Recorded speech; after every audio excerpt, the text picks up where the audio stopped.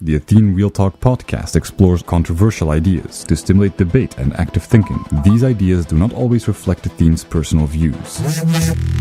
Welcome to the Athene Real Talk Podcast. He has been called the best gamer in the world, hands down. World-famous gamer and philanthropist Athene. Gaming for Good, it's called, has raised more than $20 million. Using his notoriety to raise money for charity. On activism, science, culture, and self-development. Proud to have him in the studio today. I would not want to take you on in a video game. I want you guys to really use all your energy and insights to process this information. I will start it by giving you guys an example and actually a little experiment. And I wanted to ask you guys what you guys think is your biggest strengths and your biggest weaknesses. Well, it's important to reflect on it. Because while you guys are writing your biggest weaknesses and biggest strengths, I didn't ask for one. You can give multiple ones. I want to illustrate how flawed your thinking is. And you'd go like, okay, what is flawed about my biggest weaknesses and biggest strengths? Tanya and Katarina made a list about their weaknesses and their strengths. And that's when I made the connection about how people go through life. You can say like a big strength of you is, for example, you're rich, or a big weakness is you're poor. There's a lot of people that actually do that. Depending on what they identify with, they add it in their list of weaknesses or strengths. What they don't identify with, they don't even add it to their strengths or weaknesses. But the reality is that most of you guys that actually truly listen to the Real Talk, one of your biggest strengths is that you're listening to this Real Talk. And you might wonder like, okay, what do you mean with that? Your environment, for a lot of people, can either be a strength or a weakness. Your friends can be a strength or a weakness. Your financial situation can be a strength or a weakness. The problem is if we go through life and we look at our strengths and our weaknesses and what we actually use to reflect upon ourselves and judge ourselves, we create a boundary around these weaknesses and strengths are mine and these strengths and weaknesses are external. If they're too much, part of what you are, like let's say you're rich, you could make the same argument and say like, but money is also external. Like there is so many weaknesses and strengths when you just look at it structurally and consistently that you adopt and identify with and put it in your paradigm, and then others that you deflect.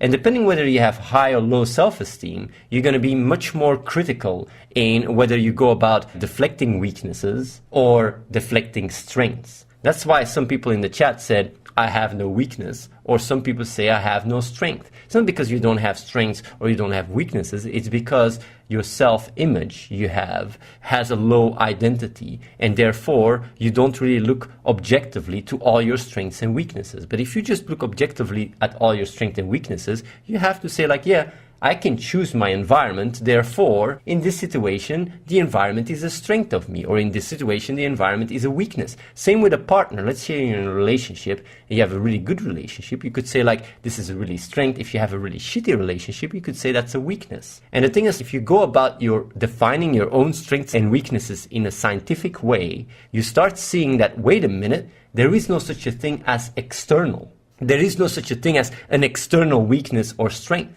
Either this is a strength that helps me or it's a weakness that weakens me. And the reason why I'm explaining this and giving this very concrete example is because it allows people to make the connection much more emotionally, that when you identify with strengths or weaknesses, that it's because you have a flawed self-image. And that's where I want to go with this entire talk. So the reason why I'm first explaining this example is for you guys to be able to relate how strength and weaknesses is something that a lot of people define flawly. I would say most of the strengths even in this environment is me. You might say like, how does that work? Because I sustain the building, I come up with a lot of insights with good ideas, and as a result, I'm a very big strength of this group. And it really helps people to come over here to grow and everything. If it wasn't for me, that wouldn't be the case. They would live a different life. And being able to be aware of that, and this is just one example, really allows you to understand that your environment is part of your strengths or your weaknesses. And the reason why I'm putting so much emphasis on it is because when people have low self-esteem, they use their weaknesses in order to feed it. But if you had bad parents when you were young, that's a weakness. And by just having an entire scope of weaknesses and strength and combine them, then suddenly the idea that you suck makes a lot less sense. You're basically being nitpicky with which weaknesses is part of you and which weaknesses isn't part of you. You could actually define a weakness and a strength as something you can do something about. Because you could say like, yeah, I cannot fly, that's a weakness. That's not really like, you don't define that as a weakness or a strength because you can't do anything about it. You don't add them as strength of weakness, but everything you can do something about, like your environment, your friends, your relationship, even your financial situation for most people are strengths or weaknesses. And going about that allows you to build a more accurate self-image. And this is where the biggest insight comes. Forget everything I've said. There is one thing people have to do. There is only literally one thing everyone here has to do. And that is to have an accurate self-image. A self-image is the intellectual idea you have about your true self. If it's not in line, you will experience inner conflict. If it is in line, you won't experience inner conflict. So basically, you have to really think about this really properly because this goes really far. You basically have your more rational part of the brain that tries to interpret your emotional part of the brain. There is constant duality, but the duality arises from your true self that inherently wants to make sense. And that's why you even experience inner conflict. The actual physical experience of inner conflict, cognitive dissonance, is your true self that wants to make sense. So we all fundamentally, on a fundamental level, we want to make sense. And that's why we experience inner conflict. It's when we experience duality. And the reason why we experience duality is because our self-image is not in line with our true self. The moment they are in line with each other, you don't experience inner conflict anymore. And the beauty of it is the following. When you don't experience inner conflict, you are in the present. And that's what you have in the power of now. When you think and you detach yourself from identity because identity is not in line with your true self and causes a lot of noise and dissonance and inner conflict, the moment you let that go, you can much more easily be in the present. The moment you're in the present, it's because there is no inner conflict. It can be temporarily, but if you want to turn it from temporarily to permanently, you have to have a self-image that is in line with your true self. The moment you experience inner conflict, it's because there is a discrepancy between the two, between your rational part of the brain and your emotional part of the brain. Because your emotions want something else than your rational ones. And by understanding what you are and how you think, you allow to get rid of this inner conflict. And as a result, you are constantly in the present. And that is the case with me. I am constantly in the present. And that's why, when I talk about stuff, I always explain it to you guys like, yeah, I just go through life. I just do what I gotta do. I experience choiceless awareness. And you can wonder like, but where does this choiceless awareness comes from? There is two ways of going about motivating yourself to do stuff. You can either do it through discipline, which is using your rational part of the brain, or you can use it using motivation, which is using your emotional part of the brain. Discipline is more reliable, but has the disadvantage of creating burnout, but also requires a certain amount of insight and energy, while motivation, it's more floaty. So basically you have the rational part of the brain uses discipline to impose your behavior, to generate action. And then you have motivation when you get inspired by videos or whatever. And the funny thing is, depending whether you're more an emotional person or a more rational person, you will use more discipline or more motivation. Reese uses much more motivation, while Ricardo uses much more discipline. Then you say like, but what about you? I don't use neither. You go like, how does that work? It's because I experience choiceless awareness. What is a choiceless awareness? Is when your emotional part of the brain and your rational part of the brain align. When your self-image becomes aligned with your true self and you don't experience inner conflict, you just act. You don't think anymore about all these ideas and stuff and require discipline or motivation to get into action. No, you just are and you just act. And that is my state, my constant state. And that is why when people think and they go like, oh, this and that, why do you do this? Why do you do that? How do you motivate? I don't motivate myself. I don't need discipline. I experience no choice. Because on a fundamental level, my idea about myself and my actual self are very aligned. So obviously, naturally, I behave just in the flow, in the momentum. And that's when I talk, you got to keep the momentum going. Keeping the momentum going means that at that point, your behavior, your actions are just in line with your emotional core and you don't experience inner conflict of like, I'm doing jack shit or this or that. So you stay in the present. And that's why it's so motivating. And so, can really enhance your ability to keep working stronger and stronger and stronger. It's because you stay in the present because you don't have inner conflict. And the reason why you start experiencing inner conflict is because there is duality between your self-image and your true self. The way you fix that is by critical thinking. Whenever you experience inner conflict, you get to the bottom of it, you understand it, you try to relate to it, you think about it, and then you implement it.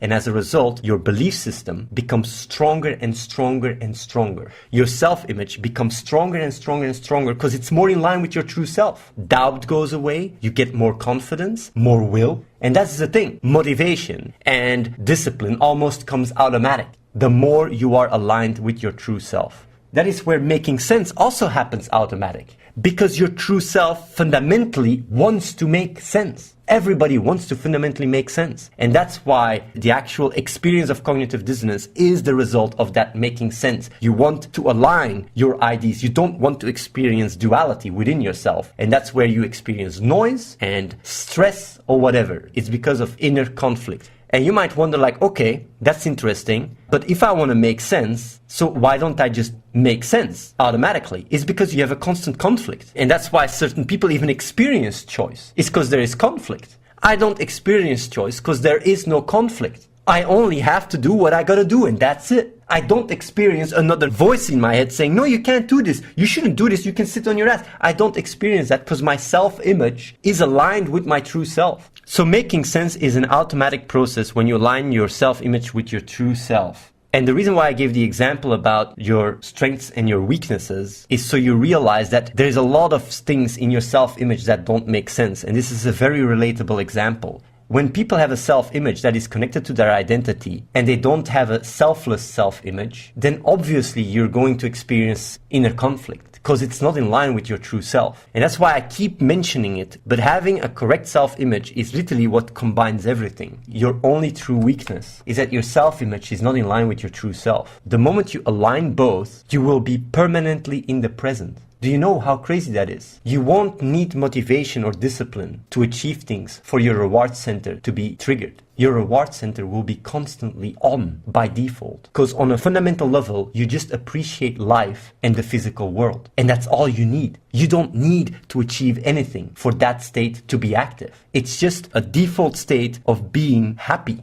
The funny thing is, when I always say like happiness is automatic, it's a side effect. It's a default state you are in when you don't experience inner conflict. There is some people that have really bad traumatic experiences and can have that default state that is more negative. But if they truly realize that, they can train their reward center to release more dopamine. That's another thing, of course, but most people, when you are meditating and you are just in the present, you feel a good feeling. And when you don't have this inner conflict, you just are constantly in that default state. And that is why I'm saying that I'm more happy than most of you guys. I'm constantly in the present and my reward center is constantly activated. Constantly. It's my default state. That's why I'm so fulfilled and so happy all the time. This is literally the key for ultimate happiness. But you need to align your self-image with your true self, else you will experience inner conflict, and inner conflict is exactly what gets you out of being in the present. It's what knocks you out. So all the real talk I have done so far is just all information that allows you to align your self-image with your true self. You listen to it, you gotta think for yourself. That's where it comes. You gotta critical think. You gotta absorb. It's not about finding loopholes and tricks. No, it's about taking your time and starting to reflect on these things very deeply and really critically think and adopt that. And that's what strengthens your self-image, what you are, who you are. And as a result, a lot of the positive side effects will start coming and floating out automatically.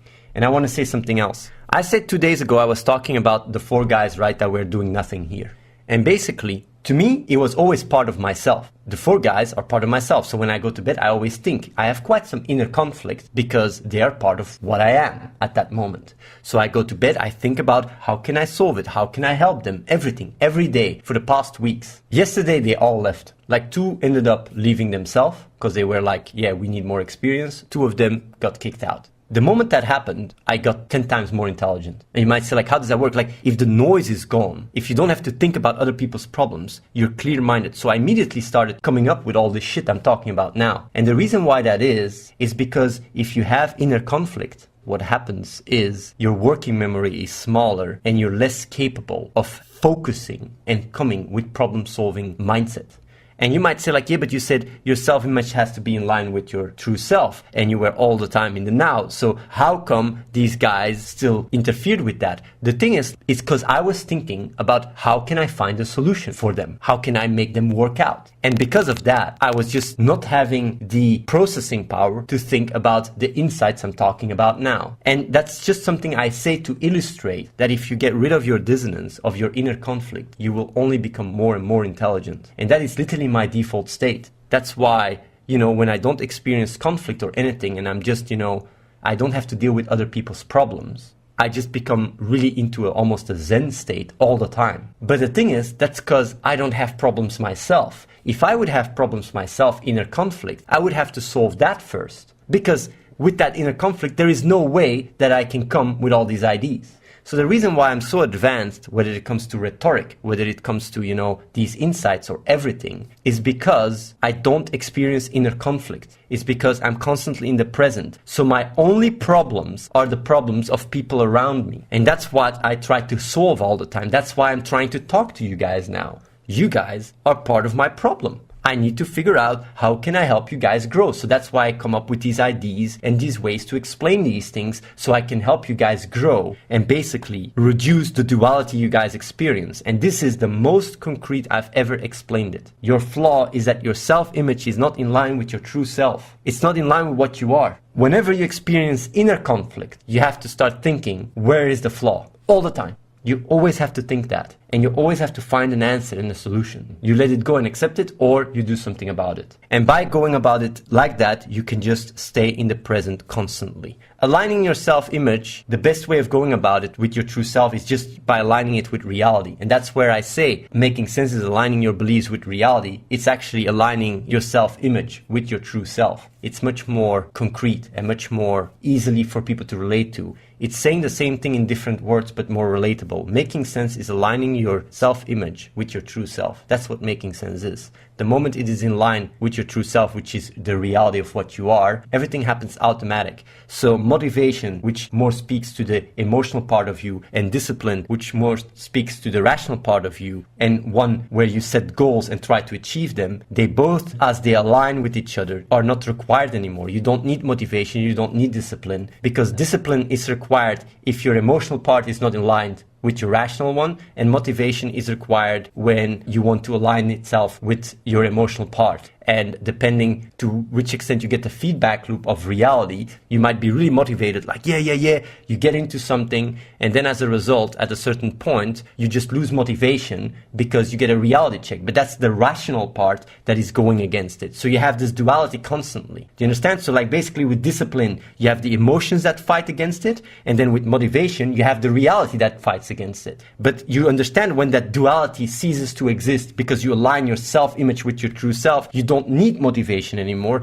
and you don't need discipline anymore, and you become choiceless. That's when you become choiceless. Your awareness becomes choiceless when your self-image is in line with your true self. And that is why you understand, like, the duality is gone. I don't experience duality anymore. I just do things. If they don't work out, I'm not outcome dependent. I'm just result oriented. And all these insights allow you to strengthen a certain idea that allows you to tackle every single situation and stays yourself in the now. You're just constantly in the present. So yeah, basically the reason why I do things is not to get rewarded. It's very important to realize that. The reason why I take action is not to get anything in return. And that's why I always explain the example of the mother taking care of the child. The mother taking care of the child is the self-image being in line with the true self. The actions happen automatic. It's only when social conditioning rams you so much with freedom that the mother can start experiencing inner conflict, like, I don't want to take care of my child. But in most situations, that's not the case. And that's why the mother does experience choiceless awareness when it comes down to taking care of the child. And it's the same with you guys. You guys experience choiceless awareness all the time. When you have to go to the grocery to buy something, or when you have to take a shit, or when you have to eat something, the self-image in that regards is aligned with your true self. And that's why it happens automatic. Automatic, choiceless behavior happens when your self-image is in line with your true self. You just act. And you don't do it. You don't go to the shop to get rewarded. You just do it because you gotta do it. It's that simple. Like, you need to eat. It's simple. The conflict arises when both are not in line. I want to make that very clear. So it's really concrete feedback. So whenever you experience inner conflict, That is because your self-image is not in line with your true self. You gotta figure it out, understand it, and as a result, align your self-image accordingly and go like, this is not what I am. Like, let's say, for example, you have low self-esteem. The way you overcome low self-esteem is by, for example, your strengths and weaknesses. It's just one example to understand that your strengths and weaknesses also extends to your environment. And that when you identify with, I'm a loser, that it makes no sense because that's not what you are. And I kept saying that so much, but now it's so much more concrete. It's so much more easy relatable. People that experience low self-esteem is because they have a flawed idea about what they are. It's like when you were a child, you didn't really have a low self-esteem intellectually. You could have felt bad about just feeling bad, but you didn't have an intellectual construct that kept feeding it. You were just more in the moment. You could cry one day and the next day you were happy. But as you grew up and your intellectual part became more advanced, you started creating an identity, an idea of what you are, a self-image. And if it's not in line with your true self, what happens is you start generating constant noise, which disables you for being in the present, for being what you truly are at any given moment. Because you're constantly living in that noise and you're unable to think because you're constantly having that noise and that dissonance. I want to say something else. I didn't feel any duality since I was really young. My self-image was always in line with my true self. But of course, as you grow up and you experience more knowledge and life experience, it's important to understand that your self-image is not a constant thing. It's something that is ever changing. You're constantly, through experience, learning more about yourself, about your true self. So that's why you can have an accurate view about your true self in certain areas, and therefore you are more in the moment or in the flow while you're working out and you're fitnessing because it's more in line with your true self. But then again, in other situations, maybe when you're talking to a girl, whatever, you might start experiencing that duality. So it's not just black and white. You either have or you don't have a correct self-image. It's a constant process. But either way, there is one moment in my life where there was a very strong duality between my self-image and my true self. And it felt just wrong. And I experienced a lot of inner conflict. And it was the idea that we are inherently selfish. I was always thinking like, but if I'm inherently selfish, then I'm just a hypocrite trying to be doing good, because I might as well just care about myself and not give a shit. I'm just doing it for myself anyway. In one situation, I'm just more honest to myself. In the other one, I'm just being a hypocrite because I pretend to be the good guy. And I experienced a lot of dissonance because of that. It kept me awake for a lot of times. And I also talked about it on the stream. And it's because I've always been extremely skeptical. I've been my own biggest critic. My self-image, I scrutinized it all the time, my entire life. And that was a wall I hit and I couldn't fix. But I told myself, what if I'm wrong? If I'm wrong, I rather was not an asshole and a good guy than being an asshole, because I give myself the benefit of the doubt. I might still not have enough insight. So I say, like, even if this is, on a certain level flawed, like if I'm inherently selfish, who gives a shit? I might as well be a good guy. And at the end of the day, even if I end up being flawed with the way I think, I won't have to backwards rationalize and make up why I was an asshole and have to make up for that behavior. I would just go like, okay, I managed to find a way to actually explain it, and as a result, I can keep this consistency. Like, my rational part of the brain found a way to frame inherently selfish might be flawed, and as a result, I shouldn't be acting as an asshole or a douchebag because it has a lot of negative effect, and I don't want to do damage just because I have a flawed ID. Then when I grew up and when I did neuroscience and I understand that the flaw was in my self-image and that the self-image is truly selfless, that's when I had a catharsis where I realized that there is no such a thing as selfishness and that taking care of others is literally also taking care of the self. It was a catharsis. I said it a lot on the stream and I know not so many people can relate to it, but that's because most people are not so skeptical and scrutinizing their self-image. Since I was really young, I always scrutinized my self-image. And that is something you guys all should do. You should scrutinize your self-image all the time. That is the key to stay in the present and to grow as an individual. It's the only thing you guys have to do. Scrutinize your self-image. And if you see dissonance, you immediately try to figure out where the paradox is. The reason why you guys are the best target audience is because if you're too young, you don't even have really a self-image. You're too young, you're just playing games, you're not even thinking so much about it. I'm really talking about children. But as children grow up, they start building this intellectual construct. When you get much older, like your parents, they start accepting their flaws in their self-image. They start accepting the paradoxes and the duality. They just come to peace with it and they say, this is just how I am, and that's it. So on one end, you have people that just have given up and literally have accepted their bullshit. And on the other end of the spectrum, you have children that just don't have so much of a self-image they're constructing. Education can help a lot, but it's a much longer process. That's why this audience that I'm talking to is the best one, because you guys are still having room to adapt and change your self-image. I also want to say that the moment your self-image gets questioned is when you experience inner conflict. So as long as you're in a comfortable state, you won't really scrutinize your self-image. And that's why people go through an identity crisis when they get kicked out or when they have to start making choices about their schools. Because then they start experiencing a lot of inner conflict and start questioning their identity. And that's where they revise their self-image. They revise it. And that's why you get people with paradigm shifts around like 18, 19, 20, 21 years old. And I'm just saying, like, it's very important for you guys to align your self-image with your true self, because that will literally give you the ultimate awareness. The ultimate awareness. No duality. Constant in the present. Constant happy. No choice. You just do what you gotta do. That's it. But what it also implies is that me talking about certain topics and creating inner conflict and creating paradoxes is extremely important. There's two things that I haven't been emphasizing during the real talk, which is crucial. On one end is the critical thinking. You have to critical think and always scrutinize your self-image. I never really talked so much about that, but that allows you to create stronger belief system, stronger structure, motivation, confidence, everything. But on the other hand, it is creating dissonance. It's pinpointing your inner conflict. Do not accept your inner conflict. If you accept your inner conflict, you're literally telling yourself, okay, I'm accepting duality. I'm accepting not being in the present. I'm accepting suffering. You come to acceptance of your suffering because you don't understand. Don't give up understanding. Don't give up to understand your inner conflict. Never do that. Because the moment you do that, you become like most adult people.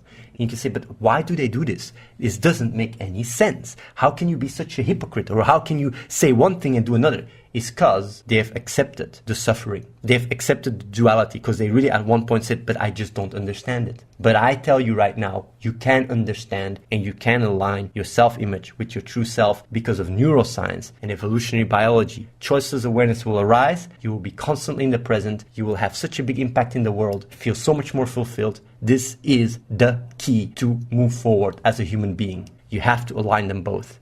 What this also brings up is that inner conflict is a good thing. Whenever you experience dissonance, you have to embrace it. You have to love it. It is a good thing because that means there is a flaw between your self-image and your true self. Embrace the dissonance. Love the inner conflict because that means that you can find something that strengthens your self-image. Because right now we live in a society where dissonance is so much more like, oh, dissonance, this, that. Try to distract yourself. Distract here. No, inner conflict is good. It means that your idea about yourself is not in line with your true self. It's because you're flawed. It's a good thing. So instead of having that energy of like, oh, fuck this shit, this negative energy, you use it to be curious, to understand yourself, to critical think, to think about it, meditate about it. Like, you want to achieve that. Like working out, eating healthy and meditating allows you to be better at critical thinking, to have more blood flow to the brain so you can more easily make connections. So like just letting you know, inner conflict is a good thing. It allows you to improve yourself all the time. And that's something I do until now. I'm 36 years old. Whenever I experience inner conflict, I'm really harsh to myself. And I really try to figure out what is it that causes it. I try to figure it out and then I fix it and then I'm back aligned. I'm back in the present.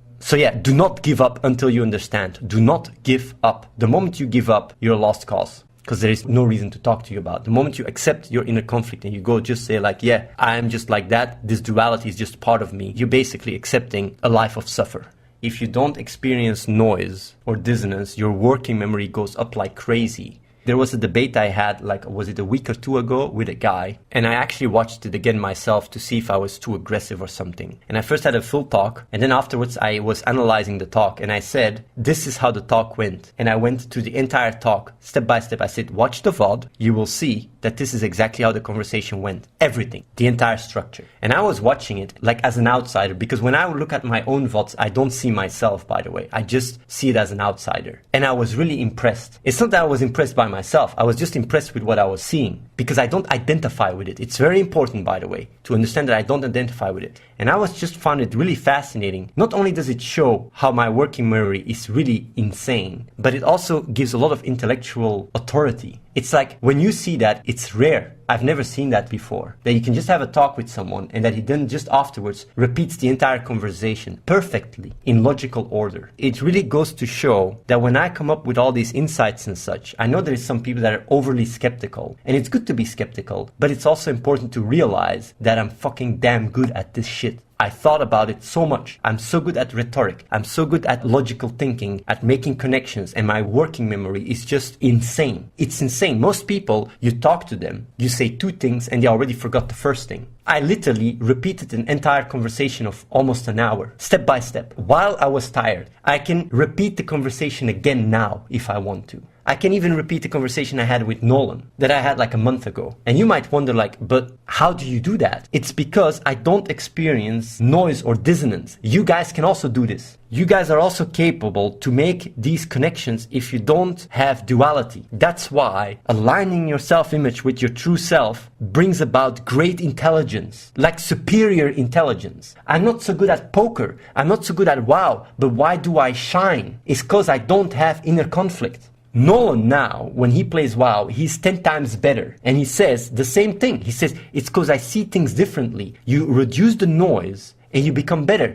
If you play League and you suck and you blame your teammates and you don't want to see, you don't want to align your self-image with your true self. Your self-image says it's your teammates that suck. It's them that don't know how to play, but your true self is actually the one that sucks. And that's why there is duality. And it stops you from improving, from being a better player. The moment you start understanding, wait, it's me that sucks, you start getting so much better instantly. The moment you just realize that, you become so much better. And that is why aligning your true self, like your self-image with your true self, it expresses it in everything in your life. The reason why I'm so good at everything I do is not because I am super intelligent. It is because I have no inner conflict. So everybody can achieve this. You all guys can achieve that. You need a self-image that is in line with your true self. So yeah, really think about that. It's really, really a powerful insight. So when you look at me, you go like, whoa, this guy makes all these connections, this and that. The reason why I can do that is because my working memory is empty. I don't have all these processes running. My focus is like sharp as day.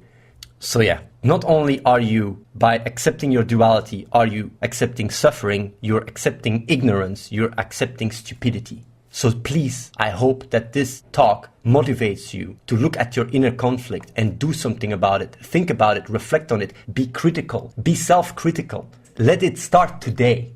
Man, I've never made a real talk that was so fucking focused. And this applies to all of you guys. You guys know damn straight what I'm talking about. I really hope you guys will reflect to this, because this is one of the most important talks I've ever had. So yeah, basically, when you're in the present, you have a default state where your reward center is activated when you value the physical world and life. Like, it's like looking at the sky and the stars and feeling a level of like a great experience. Why is that? It's just because you are at that moment. There is no conflict. If you're looking at the stars and you're thinking about all the shit that has happened, you're not even going to experience the moment. Being in the moment really allows you to not take things for granted, to not have all these expectations about this and that. You don't have expectations. I don't have expectations about myself. I just act. I don't judge. I just do. Like, all these things is a result of duality. Judging is a result of duality. Expectations is a result of duality. All these things disable you from being your true self or being in the present. What it also allows you to do when your true self is aligned with your self-image is it allows you to not take things for granted and really appreciate what you have. And I always say that.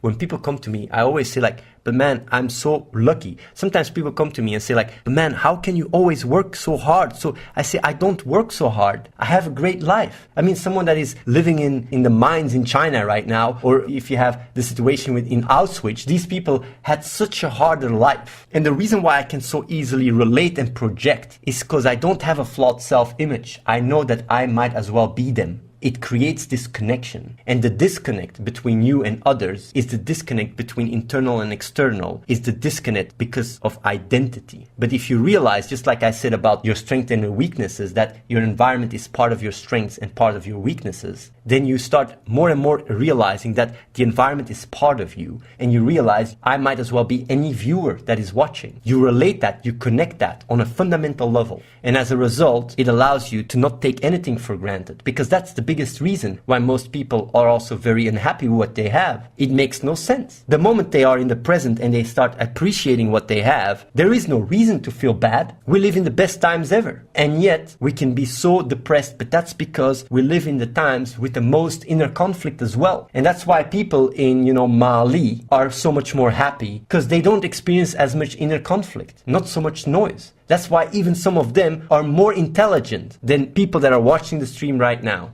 And you might say, but how does that work? And when I say intelligence, just like more life intelligence, they go about life, they're more happy, they're more in the now. They might not have all the problem solving when it comes down to advanced problems, but when it comes down to just what they do, they can be so creative just with sticks. And you might say, lol, but you have to look at it from their frame of reference. And the thing is, when you realize that, when you understand that, you understand wait a minute, the reason why I am the way I am and why people that are even in a worse situation are more happy is just because I'm not dealing with my inner conflict. I'm not aligning my self-image with my true self, because that's what the inner conflict is. It's your true self that wants to make sense, and that expresses itself as inner conflict. Making sense happens automatic when your true self is aligned with your self-image. I repeat myself 100 times, but you guys really have to understand it. And then choiceless awareness happens automatically. So inner conflict arises from your core that wants to make sense.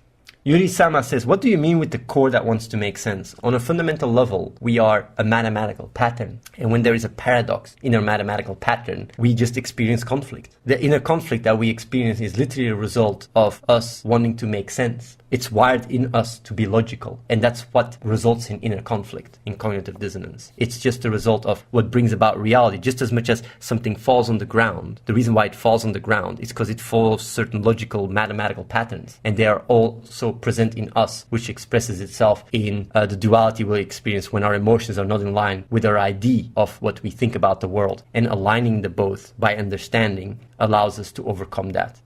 Doxa says, Athene, what is the first step to act upon this insight? Is to start being highly skeptical about your self-image. And whenever you experience inner conflict, is to resolve it, to find what it is. It's to start thinking critically. You have to start thinking for yourself.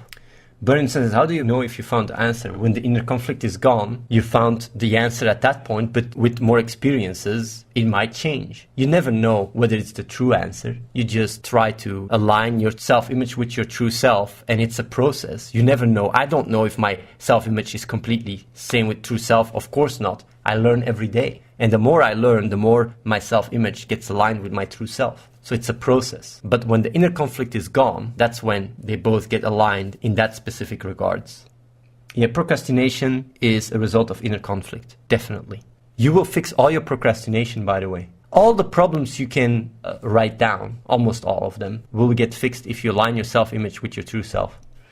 Sleep Twitch says, you say align your self-image with your true self, but how do you actually achieve this? You say it is an easy thing, like pushing a button. No, I said it very concretely. It allows you to critically think and to think about stuff. And neuroscience can allow you much better understanding. It's a process. And that is the process you have to go through. You gotta invest energy and time in figuring it out. When you have inner conflict, depending on what kind of conflict, for one person it can be one thing, for another it can be another thing. For a lot of people, their biggest issue is their identity, because their identity is their self-image, but it's a flawed one. You have a completely flawed self-image of a story. You gotta get rid of that. Your self-image is much more selfless. Align your self-image with your true self. What does that actually mean though? Your true self is just what you are. It's like the physical world. Your self-image is the projection, is what you think, what you see, or what you think you are. And what you think you are is not always in line with what you actually are. And that creates duality. So the moment what you think you are is really in line with what you are, that's when the duality goes away. I think what would be the most important thing to check about our self-image? Whenever you experience dissonance or inner conflict, that means there is a flaw between your self-image and your true self. It's very easy. I mean, you experience inner conflict, there is a flaw. I don't experience inner conflict at all, by the way. And if I do, I work on it. Next step, define inner conflict. Inner conflict is experiencing cognitive dissonance. And it's two different parts in your brain, neural networks, that are in conflict with each other. They're not aligned. It's like, for example, experiencing two contradictory IDs. But it doesn't have to be always IDs. It can be an ID, but the emotion is contradictory to it. So it depends. Like, it's just inner conflict. It's just neural networks that are not aligned. The moment they're all aligned, you just experience harmony and presence and happiness, basically. How does have self-image in line with the true self reflect to day-to-day life? You just wake up and you do what you gotta do. You're constantly in the present. I don't know how many people understand even what in the present is. It's being in the moment. I don't know how many people understand what being in the moment is, because some people are constantly in inner conflict. Constantly. If you have a noisy head and you have noises in your head, it's because you have inner conflict. Being in the present is silence. When I walk around, I don't hear voices in my head. I have constant silence. I'm in a constant Zen state. I am only not in a Zen state when I think about, how do I solve this problem, this and that. But else, I'm just Zen. I call it Zen state. It's just really at peace. I'm constantly at peace. So that is how, I'm constantly at peace and I just do what I gotta do. It's that simple. Sometimes I experience stress because what I do is quite heavy and stuff, but even that, I just do what I gotta do. I don't blame, I don't work hard or whatever, I just experience, that's it. Why will helping us grow help your cause?